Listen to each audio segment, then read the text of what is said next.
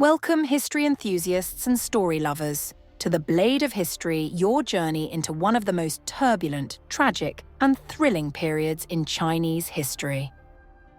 Today, in a very special episode, we're counting down the top 5 most legendary weapons of the Three Kingdoms era, and doing a deep dive into the very tools of war that became legends in their own right. Now, this is a topic where history and epic fiction collide. The great 14th century novel, Romance of the Three Kingdoms, gave these warriors weapons as grand as their personalities. So today, we'll wield both the historian's record books and the storyteller's brush. Our journey will take us from historically documented instruments of destruction to the mythical blades that have defined heroes for centuries. So, let's begin our countdown.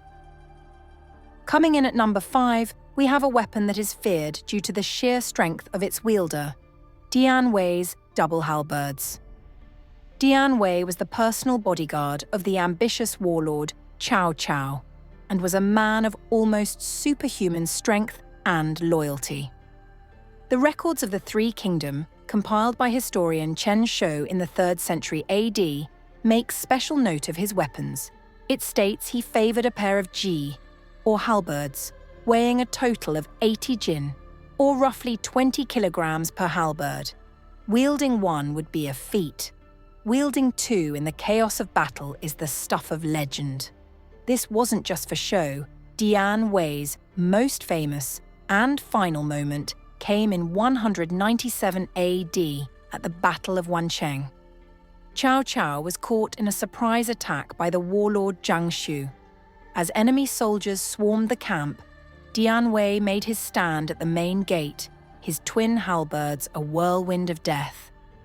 The records state that with each swing, he shattered enemy spears and broke blades.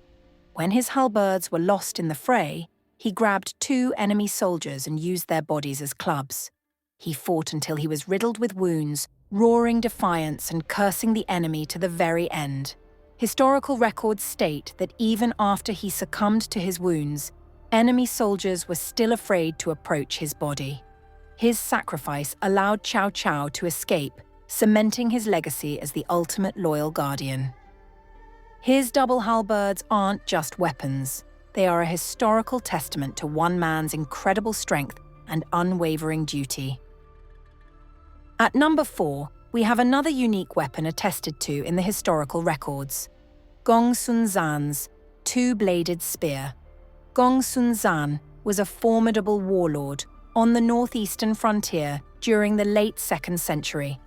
Known as the White Horse General for his elite cavalry unit composed entirely of white steeds, he was a fearsome commander. And according to the records of the Three Kingdoms, he wielded a distinctive weapon, a liangtu she mao, which translates to a 2-headed serpent spear. Historian Pei Songji wrote extensively of Gongsun and his weapon of choice in the 5th century AD. In his biography of the warlord, he documents a rumour or warning that circulated amongst his enemies. Avoid the white horses, not because you are avoiding the chief scribe, but because you are avoiding the White Horse General's 2-headed serpent spear. In one famous battle, Gongsun and a small patrol of horsemen encountered a band of enemy riders that outnumbered them multiple times over. He shouted to his men that they would all be killed if they didn't fight back, and with his 2-headed spear, he led the charge through the barbarians, killing or wounding dozens of them, ultimately leading his troops' successful escape. This weapon, paired with the striking image of his white horse cavalry, made Gongsun a truly memorable figure in the early struggles for power in this era of long and bitter wars. As we enter the top 3, the lines between history and epic storytelling begin to gloriously blur.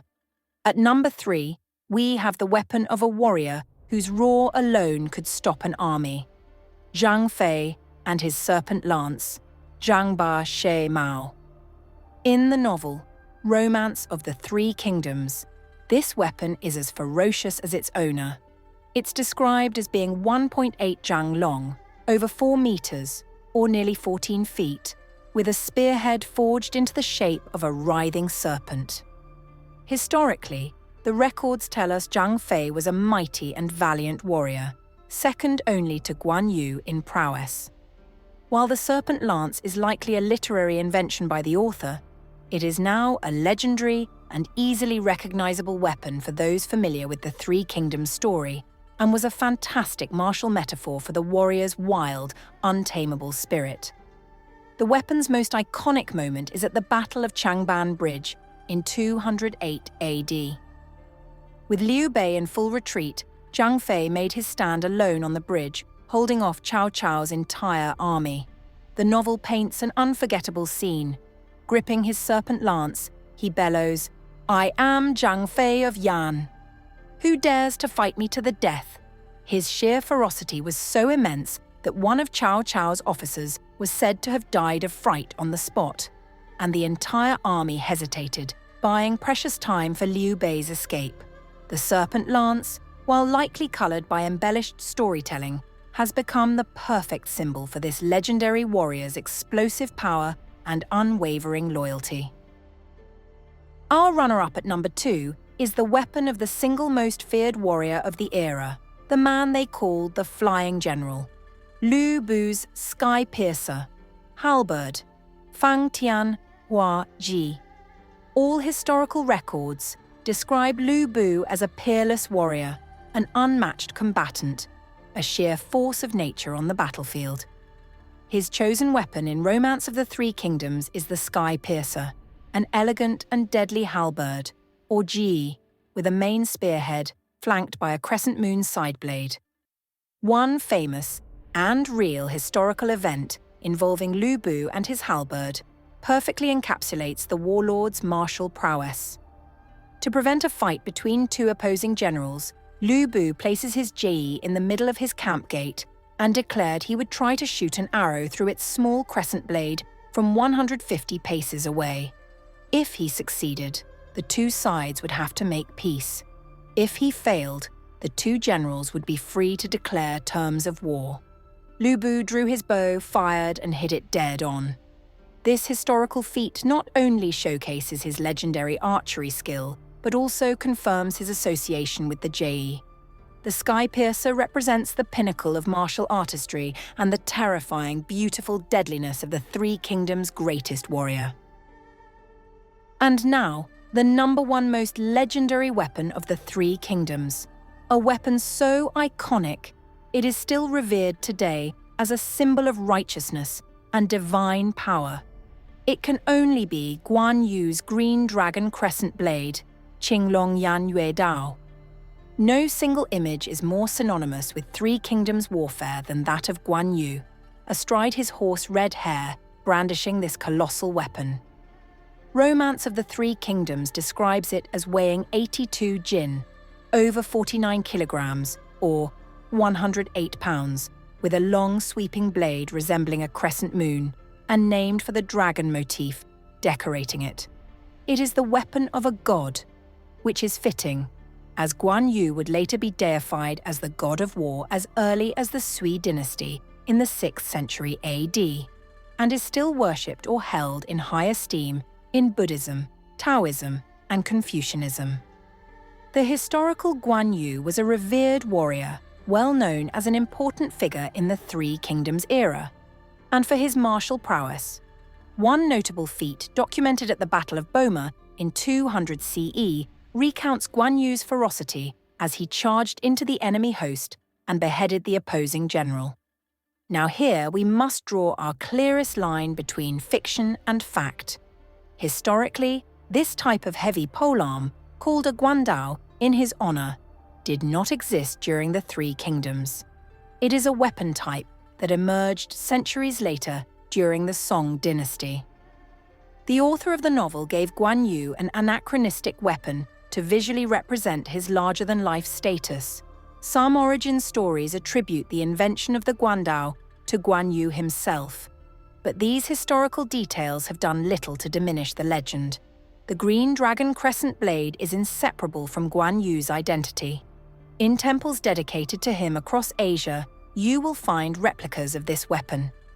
the Purple Cloud Temple in Hubei, China, originally built in the 12th century AD, claims to currently house the actual green dragon crescent blade, adding to its mystery. Ultimately, the guandao represents more than just a tool for fighting. It symbolizes loyalty, honor, and righteous fury. It is the ultimate fusion of a historical hero and literary legend, making it, without a doubt, the most iconic and legendary weapon of the Three Kingdoms era. And there you have it. From the historically grounded halberds of Dian to the mythical blade of a war god, these weapons helped shape the saga of this incredible period.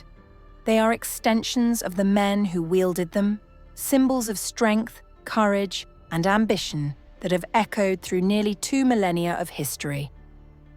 Join us next time as we continue our exploration of one of the most legendary eras in Chinese history, the Three Kingdoms era.